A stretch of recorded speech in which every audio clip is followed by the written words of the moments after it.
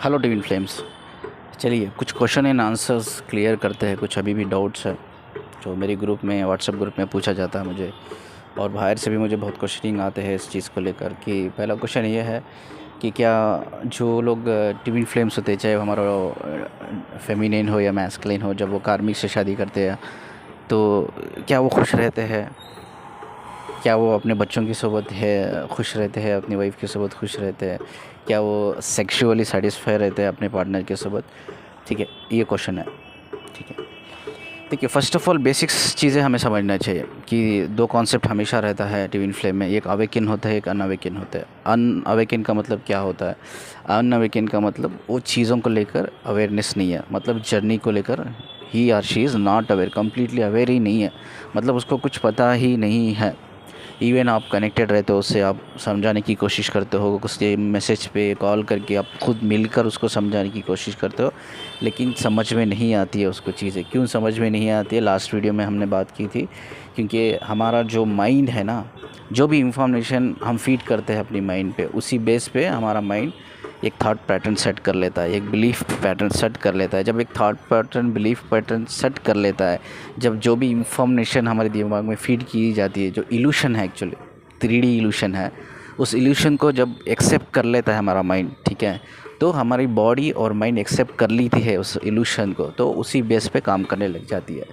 ठीक है, अब उस इल्यूशन से, उस फॉल्स सोशल कंडीशनिंग से हमें बाहर निकलना है, तभी हम जाके हमारे इमोशंस जो है हमारी एनर्जी से कनेक्ट हो पाते हैं। हमारी एनर्जी हमारे इमोशन से कनेक्ट होके एक सिग्नल पहुंचाती है, हमारे नर्वस सिस्टम से होकर एक सिग्नल पहुंचता है हमारे ब्रेन और बॉडी को।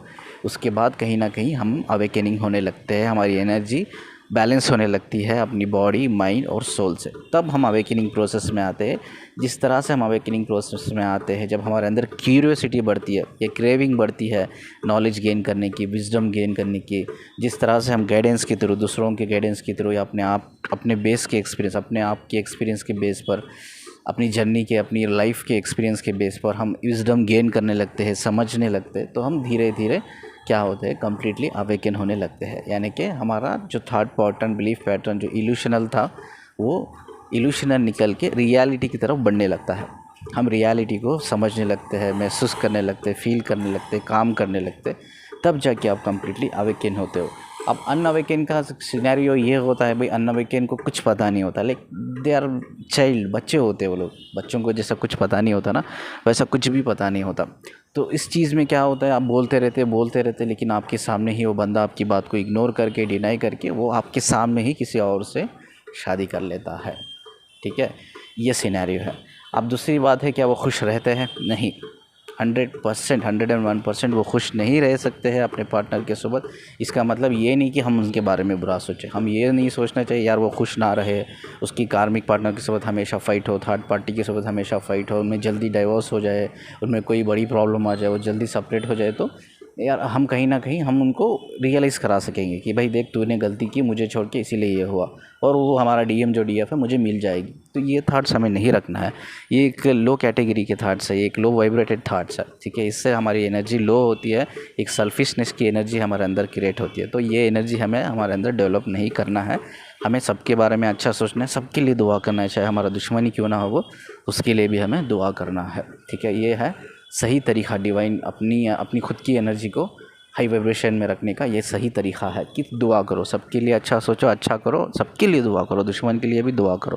तो ये बहुत अच्छी चीज़ है, एक बहुत अच्छी क्वालिटी है, ये डिवाइन क्वालिटी है। ठीक है, तो वो खुश नहीं रहते 101%। क्यों खुश नहीं रहते भाई? देखो, वो बंदा तो अवेकन नहीं है, कार्मिक से शादी किया, लेकिन उसकी सोल अवेकन है। उसकी सोल इंटरनली, एक कार्ड होता है, स्पिरिचुअल कार्ड कहते हैं हम लोग, स्पिरिचुअल कार्ड के थ्रू दोनों एनर्जी मर्ज है, इंटरनली कनेक्टेड है। तो इसकी वजह से वो दोनों एनर्जी स्पिरिचुअली कनेक्टेड है, स्पिरिचुअली मर्ज है और अवेकन है, दोनों एनर्जी अवेकन है। तो इसकी वजह से तो वो कभी भी स्पिरिचुअल वे में, सोल एनर्जी वे में वो हमेशा फॉर एवर कनेक्टेड रहते हैं और डिसकनेक्टेड नहीं रहते। तो इसकी वजह से क्या होती है, जैसा ही वो कार्मिक के सोबत या किसी और के सोबत वो फिज़िकल होने की कोशिश करते हैं, जैसा मैंने कहा, एक आगे भी मैंने कहा है वीडियो में, आज भी मैं बताता हूँ, हमारे ब्रेन में एक दो हिस्से होते हैं, दो ऐसे एक हिस्से होते हैं।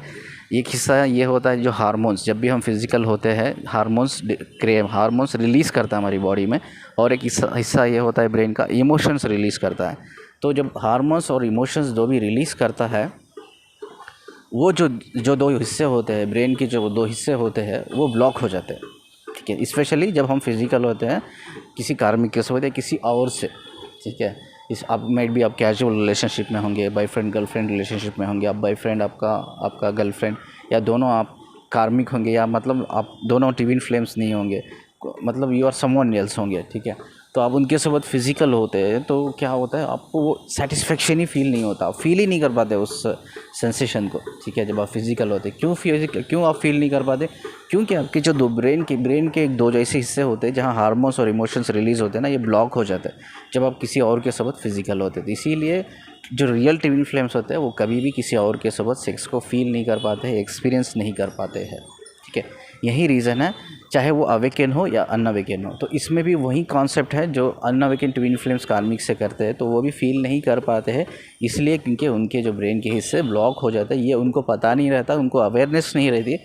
तो बाद क्या होता है, प्रॉब्लम्स क्रिएट होती है बाद में जाके। माइट भी एक हनीमून फेज करके हम बोलते हैं, तो माइट भी 6 मंथ के लिए 1 ईयर के लिए एक बैलेंसिंग स्टेज चलता है उनके लिए, एक बैलेंसिंग।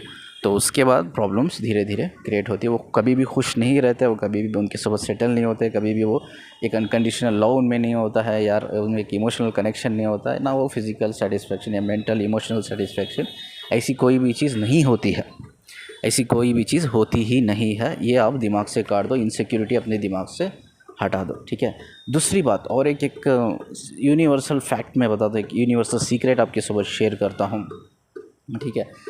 एक रियल स्टोरी में शेयर करता हूँ। मैं बहुत लोगों से कनेक्टेड हूँ, तो मुझे बहुत कॉल्स आते हैं, बहुत सिनेरियोस मुझे हर दिन मैं फेस करता हूँ। तो ये कपल्स थे, मतलब कॉलेज स्टूडेंट थे, दोनों मैच्योर थे, दोनों मैच्योरिटी यानी कि शादी की स्टेज में थे, ठीक है। दोनों एक ही कॉलेज की पढ़ाई कर रहे थे, तो अब उनको जॉब करनी थी।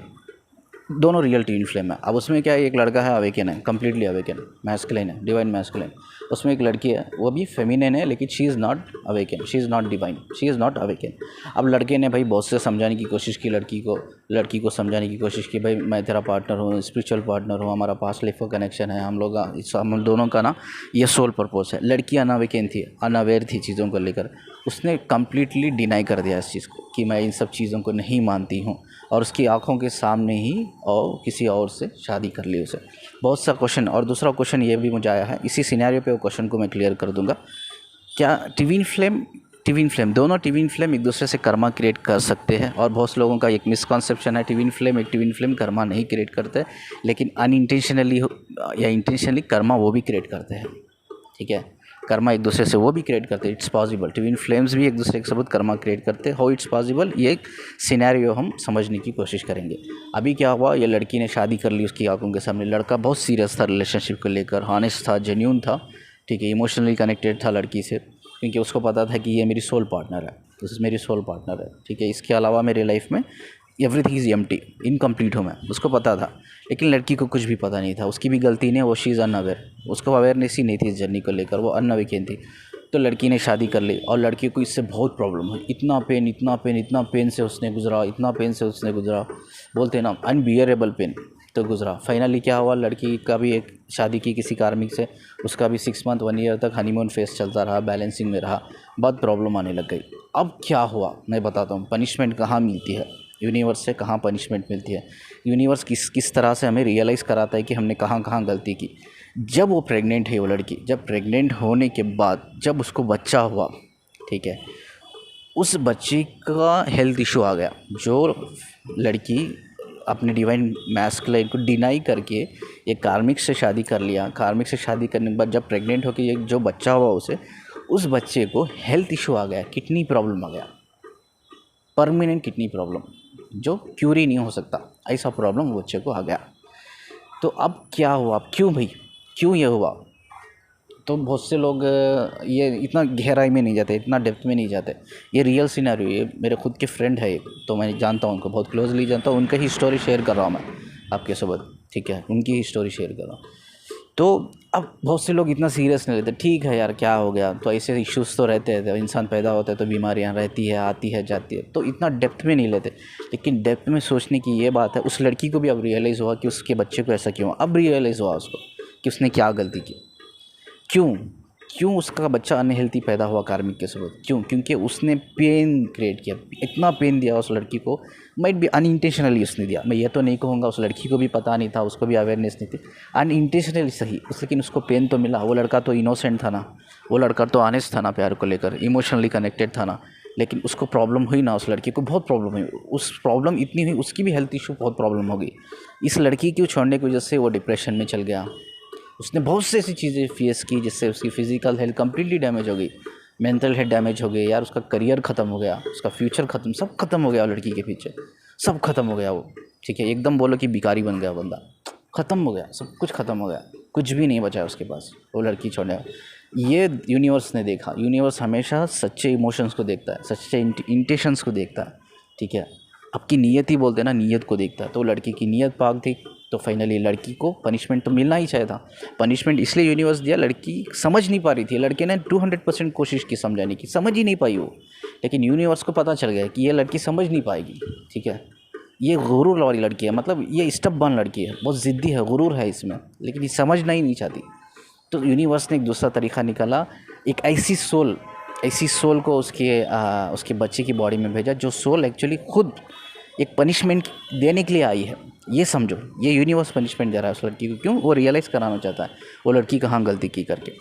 तो वो क्या किया, यूनिवर्स जब उसका बच्चा होने वाला था, तो जो सोल थी, जो बच्चे की बॉडी में जाने वाली थी, वो सोल पनिशमेंट देने के लिए भेजा यूनिवर्स ने। अब वो सोल जानबूझ के एक अनहेल्थी बॉडी चूज़ की। मैंने पहले भी बताया, सोल एक इंडिपेंडेंट होती है। हम सब चूज़ करते हैं यार, हम अपनी फैमिली चूज़ करते हैं, हम अपने पेरेंट्स चूज़ करते हैं यार, हम अपनी किस्मत नसीब सब हम चूज़ करते हैं। ठीक है, तो क्या हुआ, तो ये जो सोल आई थी, ये सोल जानबूझकर अनहेल्थी बॉडी चूज़ करके इस बच्चे की बॉडी में प्रवेश किया, यानी कि इनकॉर्नेटेड हुई। ठीक है, इनकॉर्नेटेड होने के बाद जन्म हुआ। जन्म होने के बाद एक कुछ महीनों में ही डायग्नोज हुआ बच्चे का। ये पता चला कि इस बच्चे को बहुत क्रोनिकल किडनी इश्यूज़ है, किडनी डिसीज़ है। तो आज भी वो बच्चे को प्रॉब्लम है। आज भी वो बच्चे को देखकर वो डिस्टर्ब्स रहती है, रोती है।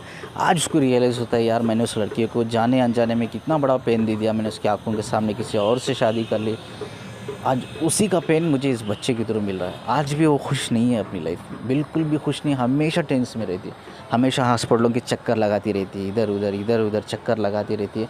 आज भी बिल्कुल भी खुश नहीं है। क्यों? क्योंकि आज उसको ये, क्यों उसने खुद ये क्रिएट किया। ये कर्मा किसने क्रिएट किया? वो लड़की ने खुद क्रिएट किया। ये कर्मा की वजह से वो बच्चे ने, उसकी बच्चे के अंदर जो सोल है बॉडी के अंदर, उसने अनहेल्थी बॉडी चूज़ की, क्योंकि यूनिवर्स ने खुद चाहता था कि यार ये अनहेल्थी बॉडी चूज़ करके ये सोल जाए उसके बच्चे के पास, उसकी बच्चे की बॉडी में इनकॉर्नेट हुए। ठीक है, बाद उसको प्रॉब्लम हो, उसको रियलाइज़ हो कि उसने क्या गलती की। अब उस लड़की को रियलाइज़ होता है, अब रोती रहती है वो कि यार मैंने कितनी बड़ी गलती कर दी, जाने अनजाने में वो लड़की को मैंने इतना पेन दे दिया। मैं ट्विन फ्लेम होने के बावजूद भी, मैं उसकी डिवाइन फेमिनिन होने के बावजूद भी, हम दोनों ने एक दूसरे के बीच में ही कर्मा क्रिएट कर लिया। ये रियल है, ट्विन फ्लेम्स भी एक दूसरे के बीच में कर्मा क्रिएट करते हैं। तो मैं हमेशा कहता हूँ कि यार कर्मा क्या होता है? कर्मा ये होता है जब हम किसी इनोसेंट बंदे को या बंदी को, जो बहुत अच्छा इनोसेंट है, गुड हार्ट है, काइंडेड पर्सन है, तो ऐसे इंसान को हम इंटेंशनली जब दुख पहुंचाते हैं ना, तो हम कर्मा क्रिएट करते हैं, हम कर्मा क्रिएट करते हैं।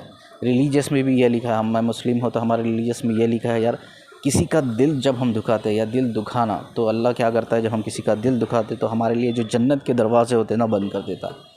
तो दिल दुखाना सब में बड़ा गुनाह है, चाहे वो इंटेंशनली हो अनइंटेंशनली हो।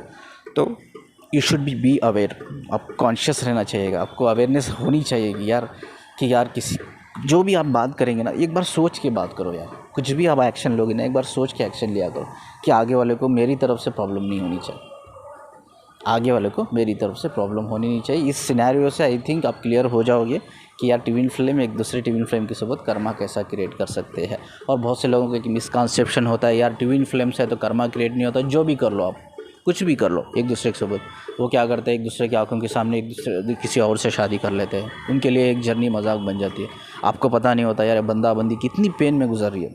माइट भी एक डिवाइन फेमिनिन है, वो भी कोशिश की होगी अपने मैस्कुलिन को समझाने के लिए, लेकिन समझा नहीं होगा, उसने शादी कर ली होगी कार्मिक से, उस डिवाइन फेमिनिन के आगे। वो डिवाइन फेमिनिन को कितना पेन होगा, बहुत से लोगों का एक मिसकॉन्सेप्शन है यार, कुछ भी कर लो, ट्विन फ्लेम्स है, चलो फिजिकली यूज़ करते हैं छोड़ देते हैं, फाइनेंशियली यूज़ करते हैं छोड़ते हैं, या इमोशनली यूज़ कर देते हैं छोड़ देते हैं, कुछ भी नहीं होगा, क्योंकि हम ट्विन फ्लेम्स है तो कर्मा क्रिएट ही नहीं होता है। तो कुछ भी करो, एक दूसरे के साथ बुरा करो, गलत करो, चलता है।